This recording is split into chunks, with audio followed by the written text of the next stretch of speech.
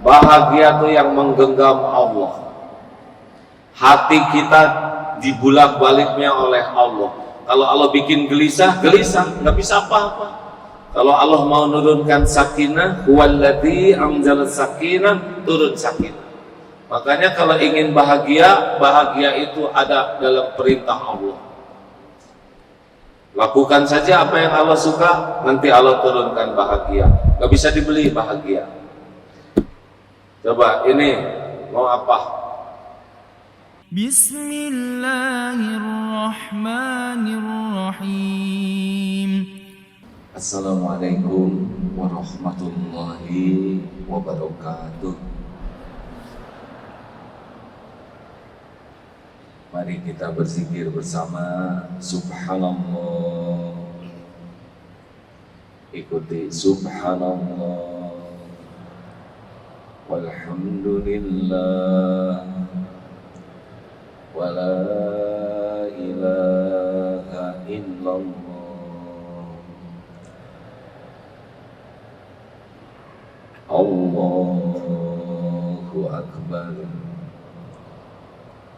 La haula wa la quwwata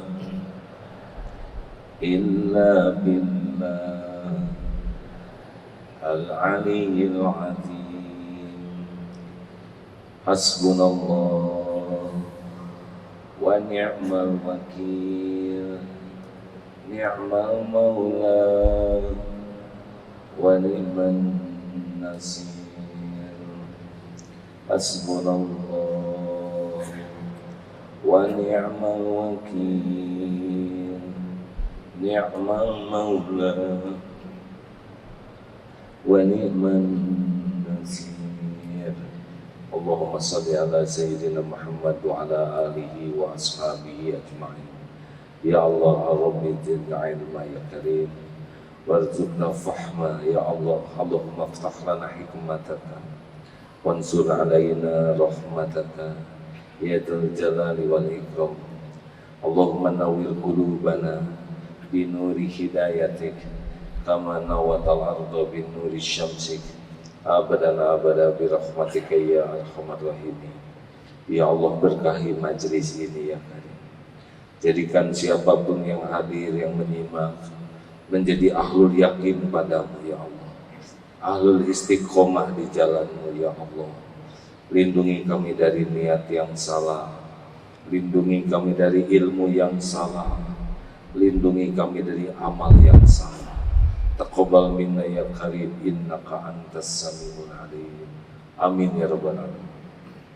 Hadirin, apakah Allah Subhanahu wa taala menyaksikan pertemuan ini? Tolong dijawab. Apakah Allah melihat kita sekarang?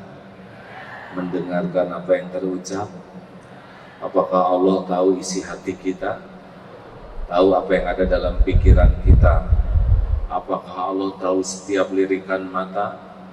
Tahu? Apakah Allah tahu masalah yang sedang kita hadapi? Tolong dijawab. Apakah Allah tahu jalan keluarnya? Oleh karena itulah hari ini kita akan membahas salah satu ayat tauhid, surat At-Taubah ayat 51.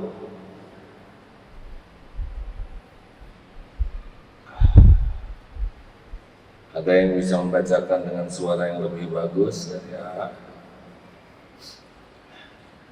Tidak ada? Ya, saya saja. A'udzubillahi minasyaitonirrajim. Qul lillahumma malik. Ulangi itu Ali Imran ayat 26. Qul la yuzibana illa ma kataballahu lana huwa maulana wa 'alallahi falyatawakkalul mu'minun. Katakanlah, sekali-kali tidak akan menimpa kepada kami kecuali apa yang sudah ditetapkan Allah untuk kami. Dialah Allah maula kami, dan kepada Allah lah orang-orang yang beriman bertawakal. Ini kalau saya dapat ilmunya adalah tentang asalnya orang-orang munafik yang senang kalau lihat umat Islam kalah dan gembira dan sedih kalau lihat orang Islam menang. Dan datanglah ayat ini untuk mengingatkan kepada Rasulullah SAW bahwa kullai zibana, tidak akan menimpa kepada kami kecuali apa yang ditetapkan Allah. Jadi tidak bisa terjadi sesuatu tanpa izin Allah. Ada izin Allah, ada ridho Allah. Setiap izin Allah belum tentu Allah ridho, tapi setiap ridho Allah pasti ada izin Allah di sana. Pencuri, terjadi pencurian, izin Allah atau ridho Allah? Jawab, Allah mengizinkan, tapi Allah tidak ridho, sehingga pencurinya harus menanggung buah dari keburukan yang dia lakukan. Oh, terima kasih Ustadz tadi, jazakallah khair, sudah menyampaikan ilmunya. Saya lupa berterima kasih. Jadi pertemuan ini izin Allah, ridho Allah. Tolong dijawab hadirin. Izin Allah, ridho Allah, tergantung. Ridho Allah itu ada pada niat dan amal yang disukai Allah. Di sanalah keridhoan Allah. Kalau niatnya lillahi ta'ala, Allah suka. Caranya seperti yang dituntunkan Rasulullah, Allah suka. Kalau niatnya salah, mungkin terjadi. Kalau datang ke sini niatnya mencari ilmu, niatnya silaturahim, niatnya itikaf, niatnya sholat berjamaah, insya Allah Allah ridho. Tapi kalau ke sini niatnya ngintelin agim, ada di sini tapi untuk mengamat-ngamatin, ngintelin, tidak karena Allah. Dia diizinkan Allah hadir, tapi Allah tidak ridho. Atau sengaja mencari-cari sesuatu yang salah dari omongan ini lewat media, nanti dipotong dan diviralkan. Ini niatnya sudah salah. Walaupun diizinkan ada di sini, diizinkan menyimak, tapi kalau niatnya salah belum tentu, atau niatnya salah tidak akan diridhoi Allah. Atau kesini niatnya ngambil sendal, ngambil tas orang, ada di masjid, di sini bergabung, tapi karena niatnya bukan karena Allah, dia ada, tapi Allah tidak ridho. Harus niatnya lillahi ta'ala. Jadi hadirin sekalian, kita harus tahu bahwa tidak ada satupun nikmat yang bisa datang kepada kita tanpa izin Allah. Tidak ada satupun musibah yang bisa menimpa kita tanpa izin Allah. Surat At-Taghabun ayat 11 ya. Ma asaba min musibatin illa biiznillah wa may yu'min billah yahdi qalbah. Tak ada satupun musibah yang bisa menimpa tanpa izin Allah. Ma asaba min musibatin illa biiznillah, selain dengan izin Allah. Dan barang siapa yang beriman kepada Allah, Allah memberikan petunjuk di hatinya. Dan semua nikmat juga dengan izin Allah, semua musibah dengan izin Allah. Bergabung jin dan manusia akan memberikan satu butir nasi, tapi kalau Allah tidak menghendaki, terjadi tidak? Cik atuh jawab hadirin, mumpung pertanyaannya sederhana. Kalau Allah tidak menghendaki sampai tidak, yang betul semuanya mau nih, ditambah jin juga datang mau memberi satu butir nasi, tapi Allah tidak menghendaki, jadi tidak. I love you so much, you know, kata seseorang kepada seseorang, saya janji saya akan menunggumu, saya akan menikahimu. Kalau Allah tidak izinkan menikah, nikah tidak. Tapi dia sudah menyerahkan segala-galanya. Tidak. Dan yang punya kekuasaan atas segala-galanya itu Allah Subhanahu wa taala. Tanpa izin Allah, tapi dia cinta mati-matian, tidak efek. Allah yang menetapkan jodoh. Maka jangan pernah bersandar kepada selain Allah, karena selain Allah itu tidak bisa tanpa izin Allah. Sekarang ngancam, pokoknya kalau ini istri ngancam ke suami, saya mau pulang, tidak mau lagi bersama kamu. Kalau Allah tidak mengizinkan, bisa tidak? Akan saya talak kamu, kata suami. Kalau kamu gini-gini aja mau saya talak. Kalau Allah tidak menghendaki terjadi, tidak? Jawab, hadirin, ini ilmu penting. Tidak mudah bagi Allah untuk membulak-balik setiap hati. Makanya dalam roja dan khauf itu harus ke Allah. Harap dan takut itu harus disadarkan ke Allah, karena apapun yang kita harapkan pasti ada dalam genggaman Allah Subhanahu wa taala, dan apapun yang kita takuti itu pun dalam kekuasaan Allah. Jangan sampai kita harap dan takut tidak nyambung ke Allah, karena sesungguhnya segala-galanya adalah ciptaan Allah. Segala-galanya yang ada di jagat ini adalah milik Allah Subhanahu wa taala. Segala-gala yang ada dalam kekuasaan Allah yang Maha Agung. Tidak ada yang bisa lepas dari genggaman Allah. Jelas hadirin sekalian? Makanya di sana kul la yusibana illa ma kataballahu lana. Katakan sekali-kali tidak akan menimpa kami kecuali apa yang Allah tetapkan untuk kami. Jadi kalau Allah tidak menetapkan sesuatu untuk kita, tidak terjadi, walaupun orang menginginkannya. Tubuh saya ini milik Allah nih, saya tidak menciptakan diri saya sendiri. Tubuh ini tidak akan luka, tidak akan sakit, kecuali dengan izin pemiliknya. Tubuh ini tidak akan mati, kecuali dengan izin pemiliknya. Kalau Allah mau mematikan saya, Allah mau memerintahkan malaikat maut pencabut nyawa, cabut nyawa saya pada waktu yang sudah ditetapkan, saya mati. Walaupun mau dibunuh, kalau tidak waktunya mati, gagal. Walaupun bunuh diri, kalau tidak diizinkan mati, gagal. Kan ingat yang bunuh diri di rel kereta api, padahal berbaring dan keretanya lewat, tetap saja tidak mati. Sebab salah relnya, ya. Dia sudah loncat ke sumur tapi tetap hidup. Kenapa? Deet ada dangkal, ya, hanya setengah meter. Tidak bisa, nanti diilhamkan oleh Allah dia bakal masuk ke sumur yang dangkal. Karena kalau tidak dicabut nyawa oleh malaikat maut, kita nggak bisa mati. Yang bisa mematikan kita itu hakikatnya adalah Allah Subhanahu wa taala memerintahkan malaikat pencabut nyawa pada waktu yang ditetapkan Allah. Makanya kalau ada yang mengancam, berapa banyak yang sudah divonis hukuman mati sampai sekarang masih hidup, sedang hakim yang memvonisnya sudah meninggal.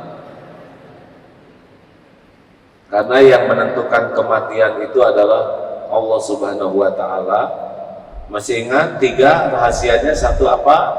Waktu. 2 tempat. 3 cara. Allah merahasiakan waktu, Allah merahasiakan tempat, Allah merahasiakan cara. Dan itu urusan Allah. Urusan kita adalah berusaha husnul khotimah. Nah, jadi mulai sekarang kita harus mengaitkan apapun dengan Allah Subhanahu wa taala. Tidak bisa datang satu nikmat tanpa izin Allah, tidak bisa datang sebuah musibah tanpa izin Allah. Surat Yunus 107.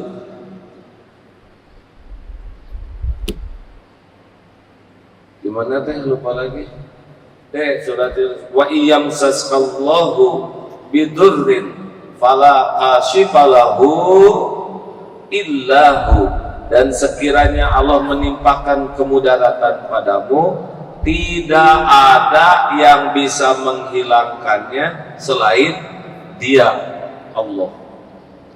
Kalau kita diberikan sakit, izin Allah, tidak ada yang bisa menyembuhkan. Siapa? Kecuali, aduh, jawab hadirin, jangan bikin saya jengkel.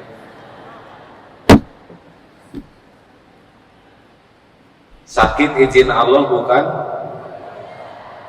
Siapa yang bisa menyembuhkan? Allah. Dokter apa kerjanya? Mengobati. Apakah dokter bisa menyembuhkan? Apakah obat bisa menyembuhkan? Yang menyembuhkan siapa? Hanya Allah. Bagus. Jadi ngapain dong ke dokter? Amal soleh, ibadah, ikhtiar itu. Ihris ala ma yanfa'u, bersungguh-sungguhlah dengan apa yang manfaat bagimu. Wasta'in billah, dan mintalah tolong kepada Allah. Jadi di ayat tersebut, qul la yusibana illa ma kataballahu lana huwa maulana, dialah Allah pelindung kami. Kita memang boleh berperhitungan, tapi tidak. Rezeki kita yang menjamin siapa? Jawab. Kebahagiaan yang menjamin siapa? Kemuliaan yang mengangkat siapa? Jodoh. Coba saya mau nanya dulu, saudara punya keinginan apa? Keinginan apapun yang kita inginkan itu pasti ada dalam genggaman Allah.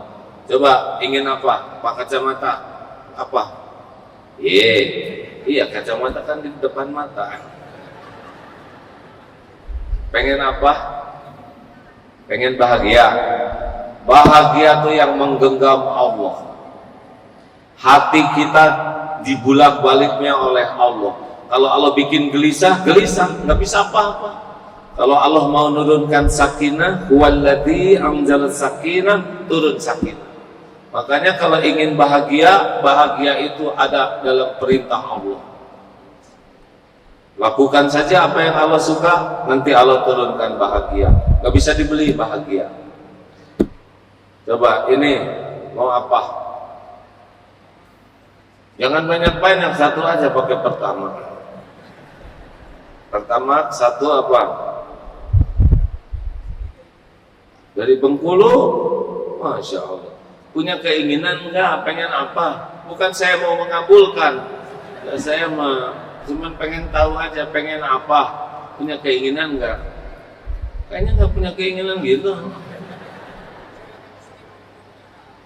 Mau bertemu dengan AA, udah terkabul sekarang ya. Nih AA ya. Pengen difoto, diwakili oleh bapak sebelah ya. Makasih. Bu pengen apa bu? Hah? Pengen jodoh? Oh saya nggak bisa, saya kan KB, 2 saja cukup ya. Sini aja. Ayah. Ya, mau apa Pak? Mau istiqomah ibadah demi Allah, pemberi hidayah dan taufik itu Allah Subhanahu wa taala. Mau istiqomah harus minta ke Allah, ya muqallibal qulub, tsabbit qalbi ala dinik, tetapkan.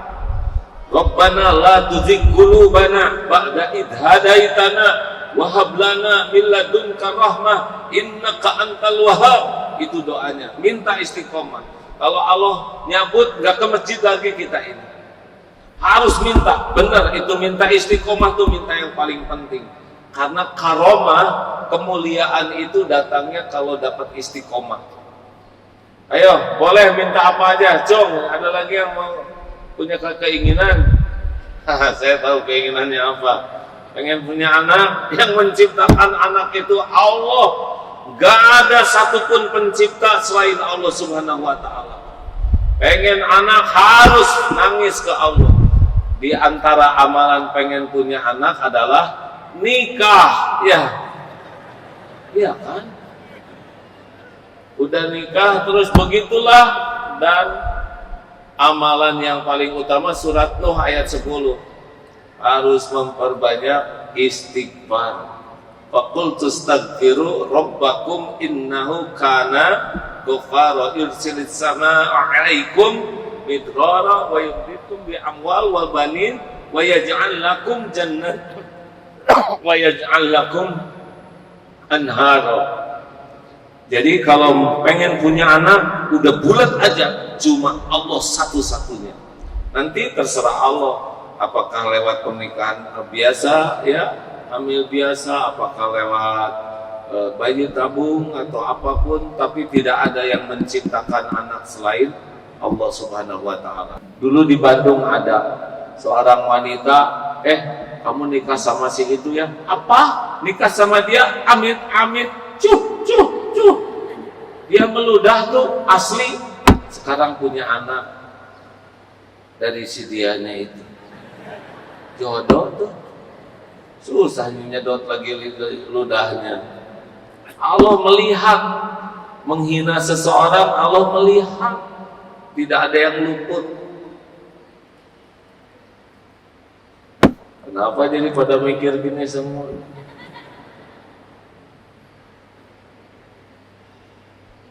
Jelas Bu? Apa? Ibu ingin suami soleh. Kenapa tadi nggak ngomong? Yang suami ibu ciptaan siapa? Jawab akhwat. Suami ibu ciptaan siapa? Yakin? Suami ibu milik siapa? Yang betul. Saya tahu. Kegebek. Takut dititipkan ke yang lain juga ya. Itu kan saudara ibu juga yang dititipi. Kalau sudah yakin ke Allah ya, nggak terlalu rumit menghadapi hidup ini hadirin. Karena semuanya milik Allah, dibulak-balik hatinya oleh Allah. Kita nggak bisa ngebulak-balik hati orang, tapi Allah Subhanahu wa taala muqallibal qulub. Nih contoh ya. Tolong kawan-kawan boleh sekarang lempar kepada saya apa saja, tas, batu, botol, HP. Kalau Allah tidak takdirkan tidak akan kena.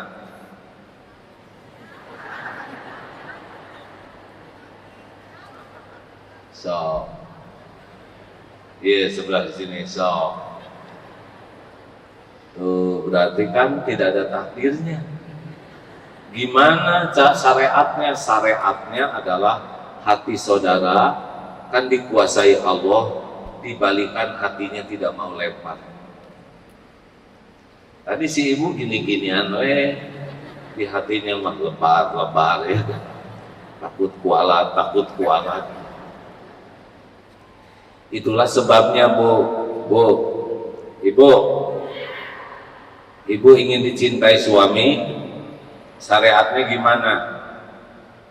Gak bisa ngebulak-balik hati suami. Cara yang paling bagus kalau istri pengen dicintai suami, ibu deketin Allah, pencipta pemilik suami ibu. Ibu jadi istri yang solehah, jadi istri yang hatinya tulus, ikhlas, berakhlak baik. Itulah nanti hadiahnya suami dibalikan hatinya. Mau dandan stakar kepek, mau centil, mau pakai pakaian model apapun, kalau suami enek Bu. Jelas Bu. Jadi kalau ibu dandan lillahi ta'ala, masak lillahi ta'ala, berbuat baik ke suami lillahi ta'ala, ya Allah saya berbuat baik ke suami agar Engkau ridho kepada saya, gitu aja. Suami tidak berterima kasih bagaimana Bu? Jawab. Halo. Kalau suami tidak berterima kasih bagaimana? Gak apa-apa. Jawab tidak apa-apa. Berhenti atau teruskan berbuat baiknya? Berhenti atau teruskan? Kalau suami tidak menghargai bagaimana?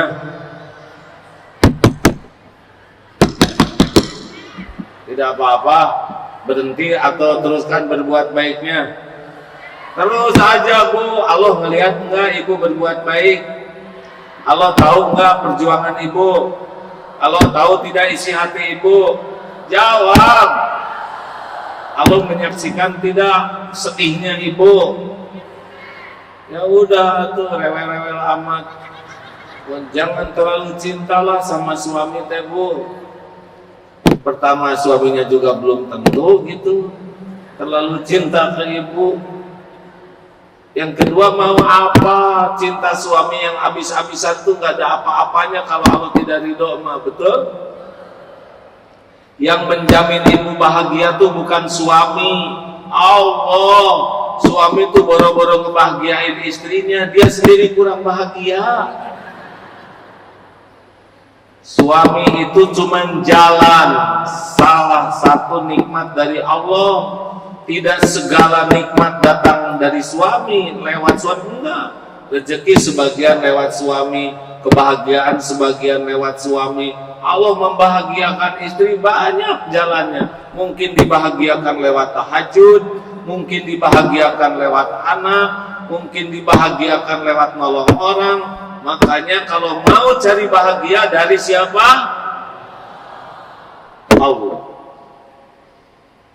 Sekarang bagian lelaki. Jangan takut oleh istri.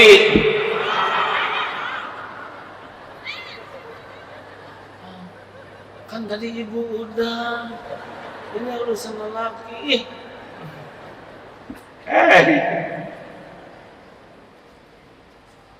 Kan pernah dengar cerita itu Pak, ada kerajaan para lelakinya takut istri, raja malu. Para suami yang takut istri pindah ke kanan saya. Jujur pada pindah Pak, semua. Tapi tiba-tiba yang seorang pindah ke kiri. Luar biasa, saudara satu-satunya pemberani. Bagaimana saudara bisa berani begini? Saya disuruh istri saya raja gitu. Tetap takut. Kenapa jangan takut istri? Kalau suami takut istri, dia baiknya cuma di depan istri, tapi di belakang istri bisa ngaco. Suami yang baik itu takutnya kepada Allah. Dimanapun dia berada, dia akan jaga sikap dan akhlaknya. Mengerti? Jadi jangan bangga bu, suami takluk ke ibu teh itu lagi di depan aja. Ingat teori singa itu? Masih ingat nggak? Perlu saya ceritakan lagi? Jangan menjerumuskan saya hadirin. Kan gini ya. Sebab ini cerita favorit saya hadirin. Jadi ada singa nikah. Kalau manusia menikah, tamu itu datang mendekat, salaman. Tapi kalau singa menikah, binatang lain tidak boleh mendekat, jauh. Tiba-tiba kucing loncat mendekat, singa marah. Pas mau nyakar, kata kucing, tenang singa, saya harus ngomong sesuatu. Apa? Singa, jangan sombong ya. Saya ini dulunya singa, tapi sesudah nikah jadi kucing gitu. Ini lelaki kurang iman. Di kantor galak, di rumah mengeong. Di kantor pakai seragam loreng tentara, ke rumah ganti loreng kucing. Bukan harus galak, tapi lelaki harap dan takutnya ke Allah. Tenang, dan tidak akan terjadi tanpa izin Allah apapun juga. Jelas? Jelas tidak nih? Yang terakhir tuh, qul la yusibana illa ma kataballahu lana huwa maulana wa 'alallahi falyatawakkalul mu'minun. Dan kepada Allah lah orang-orang beriman bertawakal. Wa may yatawakkal 'alallah fahuwa hasbuh. Barang siapa yang bertawakal ke Allah, atau ayat 3 tadi, Allah akan mencukupi segala hal. Karena Allah tahu keperluan kita, lebih tahu daripada kita sendiri. keperluan lahiriah, keperluan batiniah, keperluan ilmu, keperluan informasi, keperluan data, beragam keperluan kita itu Allah tahu karena Dia yang menciptakan keperluan kita. Allah tahu tidak kita perlu makanan? Jawab. Tahu? Siapa yang menciptakan lambung kita? Dia yang menciptakan paru-paru. Allah tahu kita perlu udara, dan Allah tahu kita nggak bisa bayar kalau udara beli, ya gratis saja.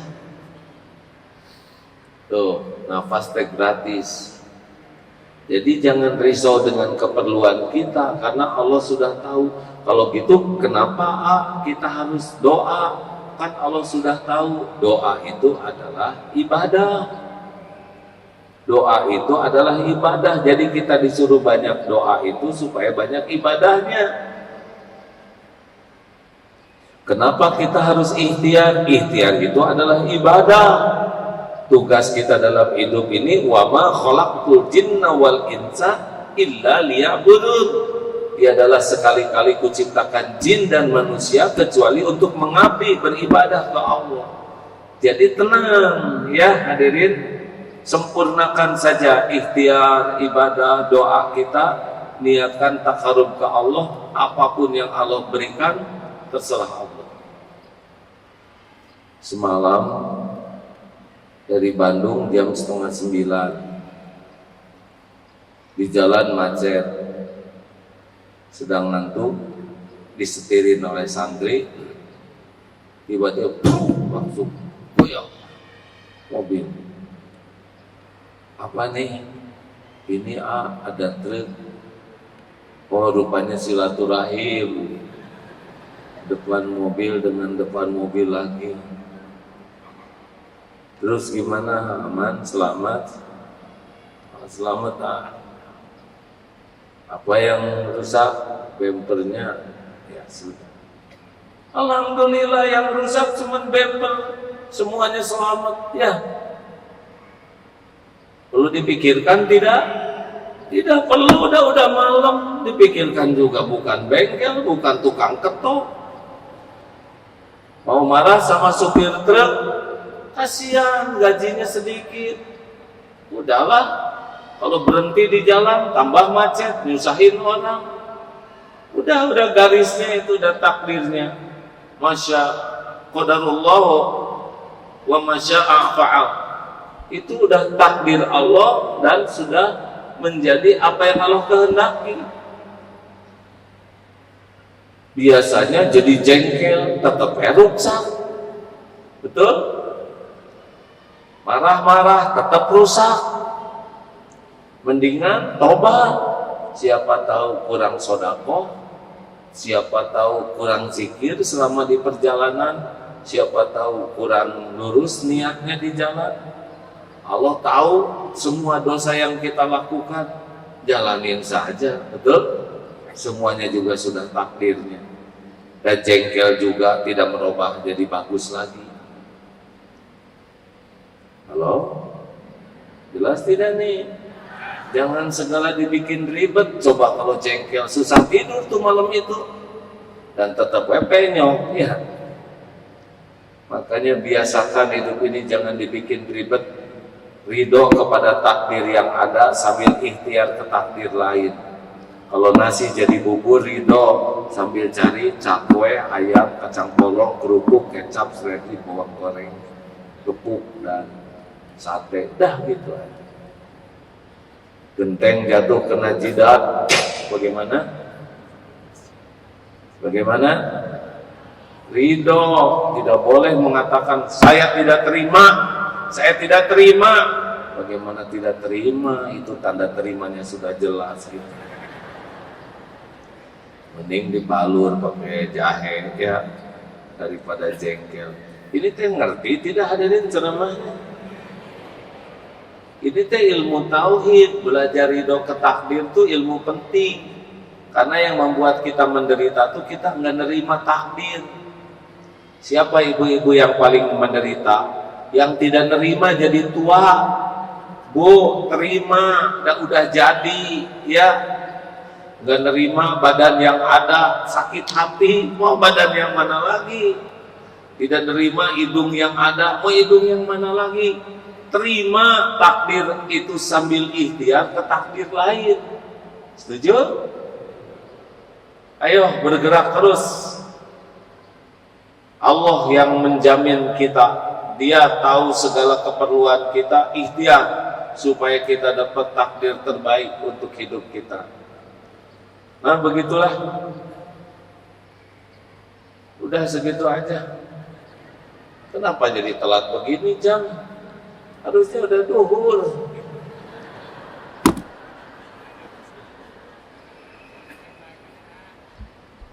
Biasanya mah jam segitu itu jam 12. Tidak boleh mengeluh hadirin. So, kita tukar pikiran. Ada yang pertama kali datang hari ini, Cung. Bapak dari mana? Bapak dari mana, Pak? Rawamangun. Tahu dari mana, Pak, acara ini? Hari Jumat diumumkan. Kenapa Bapak mau datang? Sering mendengar ada TV. Di mana? Oh ya, alhamdulillah. Jadi saya nggak sembarangan ya. Terima kasih. Baik, kita buka forum tukar pikiran. Silakan. Tanya jawab. Tidak boleh mempersulit orang lain. Ya, jangan suka nyusahin mubalik. Silakan pertanyaan yang ringan. Kalau bisa dijawab sendiri, ya silakan. Jangan mancing-mancing hadirin. Yang susah bagian Ustadz Abdul Somad. Bismillahirrahmanirrahim. Assalamualaikum warahmatullahi wabarakatuh. Waalaikumsalam warahmatullahi wabarakatuh. Mau tanya begini, ada ulama panutan mengatakan semua agama sama. Itu benar nggak sih, Nggak benar. Benar. Padahal dia ulama panutan. Mungkin salah dengar Pak bapaknya. Mungkin hoax, mungkin diedit sehingga tidak lengkap. Saran saya berbaik sangka saja, karena tidak menyelesaikan sambil dipelajari apakah benar semua agama sama. Saya yakin tidak sama. Satu lagi dia bilang gini, kalau kita mati nanti kan biasanya pertanyaan malaikat itu man rabbuka. Man rabbuka itu kan siapa Tuhanmu? Tapi katanya jawab aja, saya anak buahnya Hasyim Asy'ari, boleh gitu lah. Mungkin itu sedang bergurau, Pak. Emang boleh bergurau? Sebaiknya tidak begitu berguraunya, ya. Bapak bikin susah. Jadi gampang kan? Iya, gini Pak. Suasana tuh suka beda-beda, ya. Saya juga kalau pas terpancing mungkin ada ungkapan, lalu pas dipotong, potongan itu membuat tidak lengkap. Sekarang ini mudah sekali motong-motong dan digabung-gabung sehingga jadi masalah. Udahlah, doakan saja semoga tidak demikian gitu ya. Terima kasih. Pak Bapak, kita tuh harus berusaha mencari 1001 alasan berbaik sangka dulu. Kalau memang masih ada sesuatu, tabayun, ditanyakan kepada yang bersangkutan. Kalau memang beda pendapat, doakan kebaikan. Ya, kita ini saudara. Innamal mu'minuna ikhwah. Ini saudara kita, ini saudara kita. Sholat syahadatnya sama, syahadatnya sama, sholatnya sama, sholatnya sama. Ini tahajud, benar. Ini minta ke Allah, ini minta ke Allah. Masa berantem kita ya? Janganlah. Sedih nih kalau ada organisasi jadi pecah. Jangan. Ya, pertanyaan selanjutnya. Ada yang dari tadi udah ngacung ya. Mama, ada yang nanya ibu-ibu? Ya, silakan. Sini nggak ada? Ini saroleh pisan gitu jadi orang teh ya. Udah tahu saya nggak enak badan, banyak nanya lagi. Oh, kok yang nyuruh katanya. Ya. Bismillahirrahmanirrahim. Assalamualaikum warahmatullahi wabarakatuh. Perkenalkan, nama saya Wawan dari Bengkulu. Sebenarnya saya mau bertanya, di suatu organisasi ada aturan dari ketuanya yang mewajibkan anggotanya yang pertama wajib tahajud, wajib tilawah, dan wajib sunnah-sunnah yang lainnya sholat tepat waktu. Tapi ada yang protes. Protesnya dia bilang ini ria. Nah, yang ingin saya tanyakan adalah bagaimana yang seharusnya? Satu sisi kita memaksakan orang yang tidak biasa melakukan agar dia nanti terbiasa, tapi satu sisi anggotanya tidak menerima. Itu yang pertama. Udah nggak usah di sana. Ya. Kalau sebetulnya laporan itu tidak identik dengan ria. Saya mendapatkan beberapa keterangan, siapa yang semalam tahajud ngacung, ada sahabat Nabi. Siapa yang hari ini sudah bersedekah, ada yang ngacung, tidak ada masalah. Ria itu memamerkan amal supaya dipuji oleh orang. Sum'ah itu menceritakan amal supaya dipuji oleh orang. Tujuannya dirinya. Tapi menampakkan sesuatu untuk dakwah itu boleh. Menampakkan sesuatu sebagai syukur kepada Allah itu boleh. Tidak semua yang nampak itu merupakan ria. Diam-diam juga bisa jadi masalah, sembunyi-sembunyi juga ujub. Pernah kan bapak dengan anaknya jalan ke itikaf di masjid. Orang-orang pada tidur, kata anaknya tuh, Pak, lihat Pak, malam itikaf gini mana pada tidur, gimana menurut bapak? Menurut bapak bagusan mereka. Mereka tidur nggak bikin dosa, kamu bangun ngomongin orang. Ini serius nih hadirin ya. Beramal itu harus minta tolong ke Allah. Karena lebih dekat ke ujub, ria, takabur.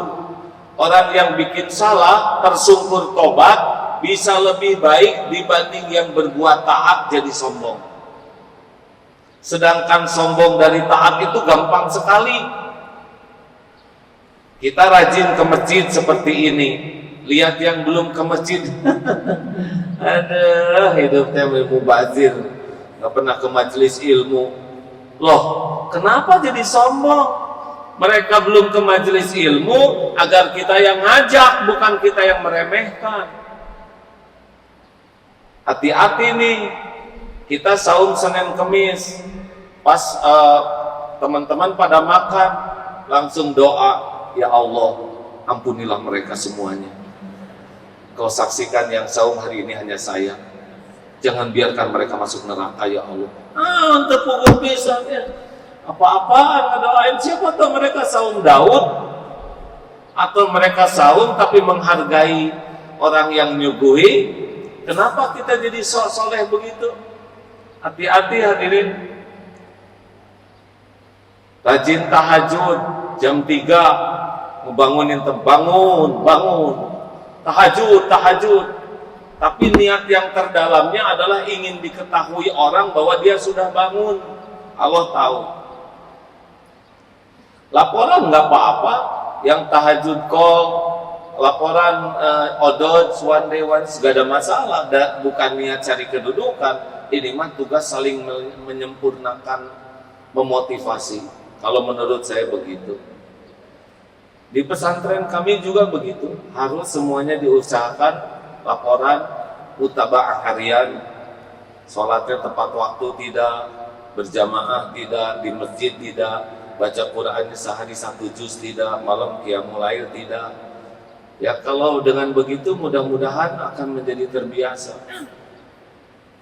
Perkara diterima oleh Allah tergantung hati dia. Kalau resep bisa bertanya yang lebih mudah ada.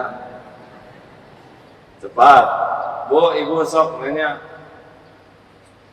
Ya Ibu, boleh. Ini ada yang dari luar kota. Terima kasih. Ayo Bu. Punten Bu. Iya.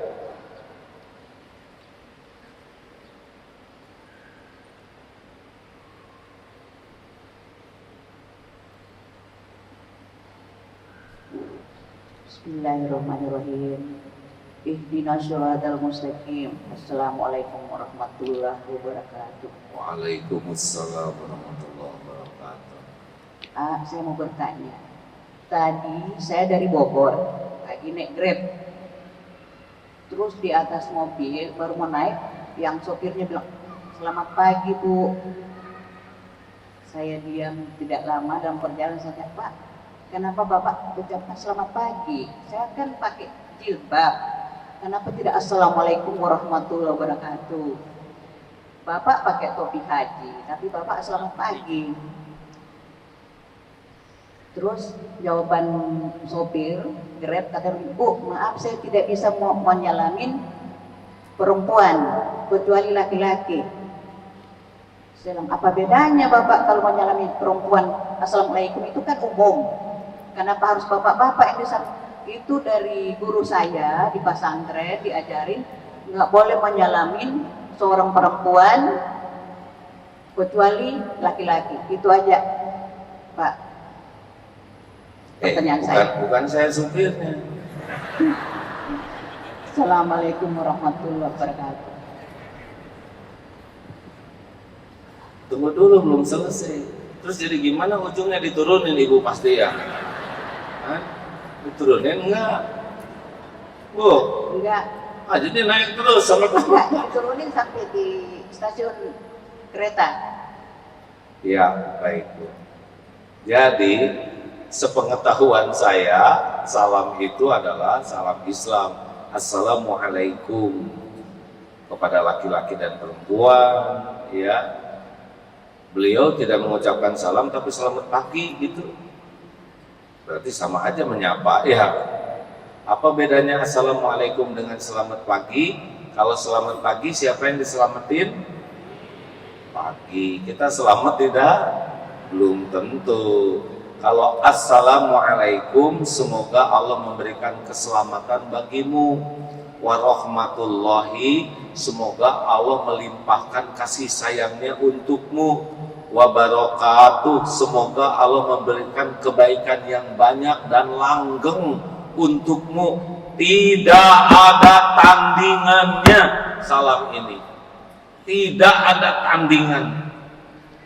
Makanya orang yang mendahulukan mengucapkan salam itu lebih baik dari yang menjawabnya. Tapi hukum menjawab adalah wajib. Kalau kita ingin berbuat baik, salam. Siapa tahu yang mau celaka gagal, diganti oleh Allah takdirnya dengan keselamatan berkah dari salam kita.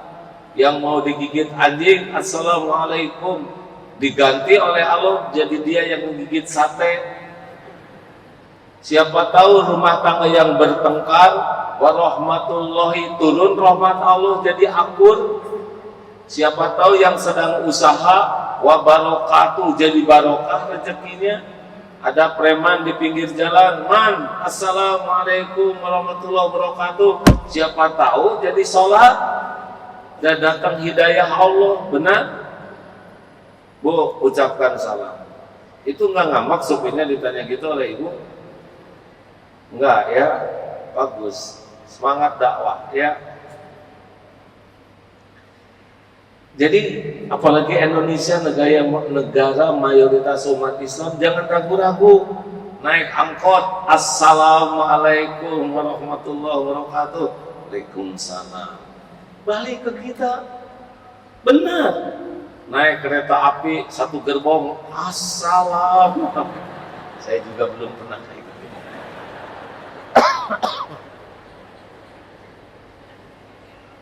Naik Trans Jakarta, masuk, assalamualaikum warahmatullahi wabarakatuh. Masuk ke dalam lift, assalamualaikum. Asli, coba hadirin. Dan nggak ada ruginya mendoakan orang lain.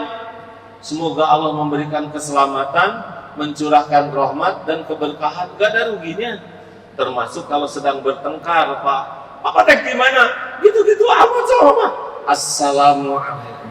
Waalaikumsalam. Amin. Saya belum nyoba juga seperti itu. Ya, penelpon terakhir.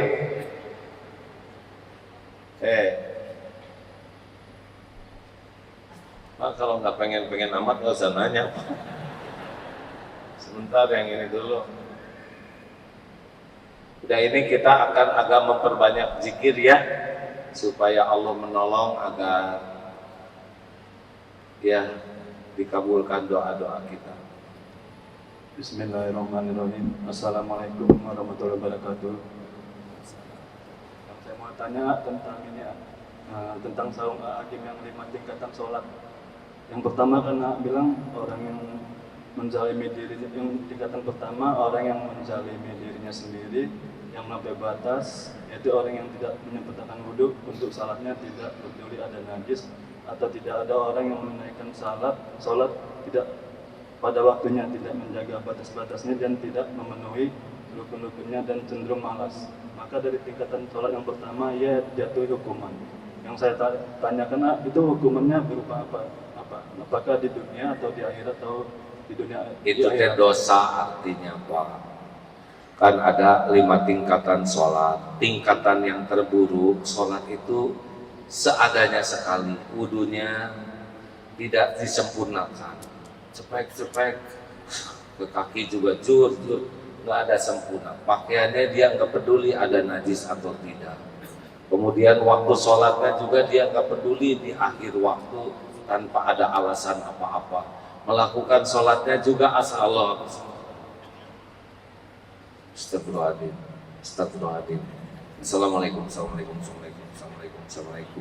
Dia tidak peduli lagi ruku baca at-tahiyat. Nah seperti ini dosa, karena dia melakukan sholatnya banyak kesalahan.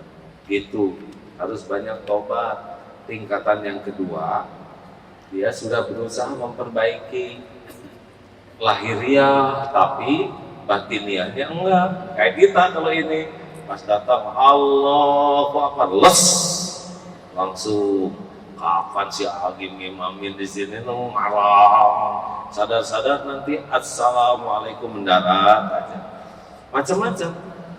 Pada waktu takbir ke Allah, waduh tas temen saya ini bagus bener nih, berapa harganya kayak gitu, tapi kayaknya bisa dicicil, tapi uang mukanya dari mana? Allah Akbar.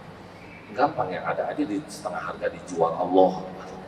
Terus mikir ada yang masakan, makan apa nih? Allah Akbar.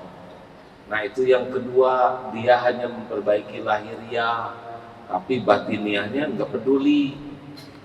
Nah yang tingkatan ketiga adalah orang yang sholat berusaha, perjuangan, lewat tangkep Allahu Akbar, Bismillahirrahmanirrahim.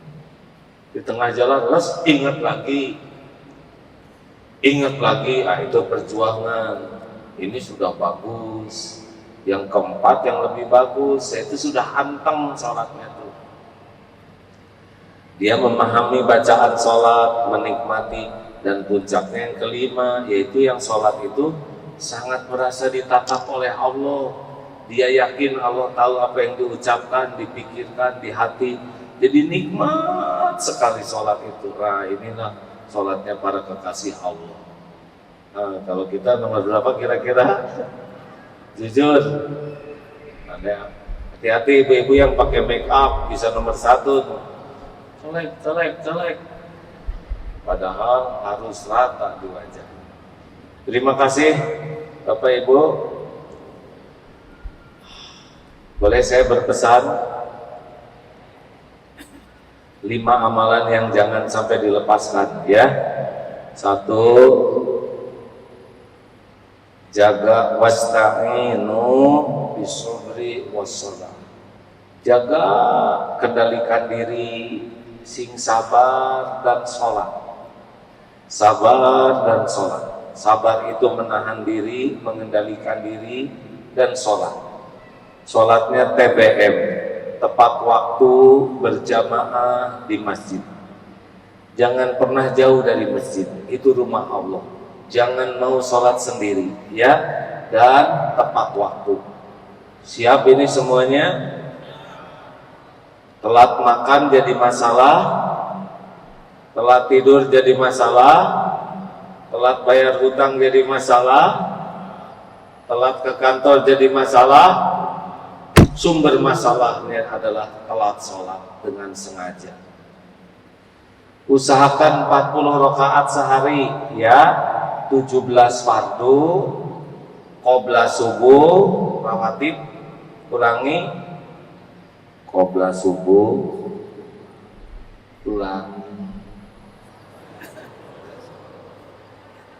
qobla duhur, ba'da duhur, ba'da maghrib, ba'da isya. Ulangi, qobla subuh, qobla duhur, ba'da duhur, ba'da maghrib, ba'da isya. Jangan lepas itu ya. Yang duhur boleh 4, tambah lagi tahajud 11, tambah duha 40 tuh. Cobalah 17 fardu plus 27 sunnah. Nanti beres sendiri kok urusan. Kalau sholatnya bagus, nanti Allah memperbagus urusan kita. Yang kedua, tolong baca Quran. Setiap kali baca WA, langsung hati kita ingat Quran sudah dibaca belum. Jangan sampai tulisan orang dibaca, kalam Allah tidak dibaca. Usahakan 1 hari 1 juz. Siap tidak nih? Saya bacanya pelan, enggak apa-apa. Yang penting istiqomah, lama-lama lancar. Orang yang terbata-bata tuh karena jarang baca, paksakan ya. 1 huruf itu 1 kebaikan kali 10. Bismillahirrahmanirrahim itu 190 kebaikan. Baca, walaupun belum ngerti, ajaib nanti, benar hadirin. Ini salah satu di santri di sana, beliau sehari karyawan, sehari 2 juz baca Quran. Istrinya hamil, dia baca Quran, padahal sibuk 2 juz 1 hari. Itu mah hamil dan dimudahkan. Tiba-tiba, aduh, mules, ke rumah sakit, mau keluar. Pas mau bayar, enggak usah, manis bisa. Semuanya dimudahkan. Berkah baca Quran itu hadirin. Luar biasa. 3, sholawat. Harus tersambung kita kepada Rasulullah setiap hari. Ingat kita bisa begini teh perjuangan Rasulullah syariatnya. Benar? Jangan sampai enggak ingat ke Rasul. Sholawat, Allahumma sholli ala Sayyidina Muhammad. Boleh pakai Sayyidina, boleh tidak. Tapi sing banyak, habis sholat, ada waktu, nyambung ke Rasul. Jangan sampai ada idola lain, ada orang lain yang lebih mendominasi hati daripada Rasulullah SAW. Ini penting hadirin. Sekali kita sholawat, 10 kali Allah bersholawat untuk kita. Ini kalau mau ditolong oleh Allah, ini amalannya. Yang keempat, istighfar. Rasulullah itu tanpa dosa 100 kali. Ini juragan yang punya dosa banyak atau tidak? Berapa kali? 3 kali ya. Itu juga lagi jengkel. Astagfirullah, astagfirullah. Bukan begitu istri. Bu, ibu ingin ditolong oleh Allah, bu, banyak istighfar. Bapak-bapak juga, Pak. Iya, bapak-bapak juga boleh. Gitu ya, nggak mau kalah. Lelaki mah kalau banyak masalah mah jangan rewel istighfar. Memang nasib kita sebagai lelaki begini di hadapan istri, nggak pulang dicariin, udah pulang diomelin, udah garisnya begitu. Istighfar Pak. Undangan juga Pak, jaga pandangan. Iya Bu, insya Allah. Sampai di undangan, apa Bu ngikutin? Kenapa ngeliatin perempuan itu terus? Yang mana pura-pura? Itu tuh nggak sengaja. Emang dia sama saya cakepan siapa Pak? Cakepan siapa? Cakepan ibu dong, Bu. Bohong. Pasti nggak percaya. Karena dia juga mikir. Jujur Pak. Ya kalau jujur sih cakepan dia apa?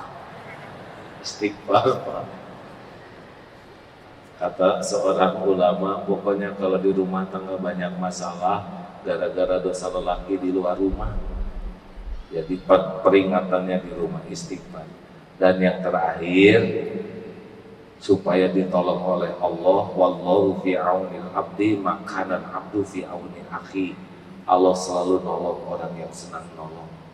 Mulai sekarang di mana ada kesempatan berbuat, nolong, baik dengan wajah cerah, kata-kata baik, perhatian, tenaga, waktu, harta, pokoknya mah di mana kita ada, tolong sebanyak mungkin dan ikhlas. Lakukan, lupakan, insya Allah hadirin, mudah-mudahan dengan seperti itu doa-doa kita diijabah. Bismillahirrahmanirrahim.